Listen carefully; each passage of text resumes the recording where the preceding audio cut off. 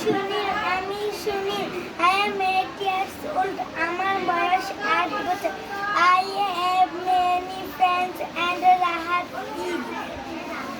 আমরা অনেক বন্ধু আছি এবং my best friend he is 9 years old. Rahat সবচেয়ে ভালো বন্ধু।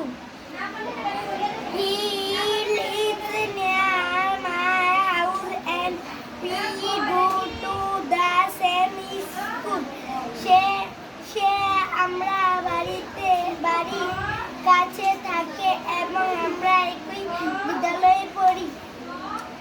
Rahat is good at English. Rahat ইংরেজিতে ভালো।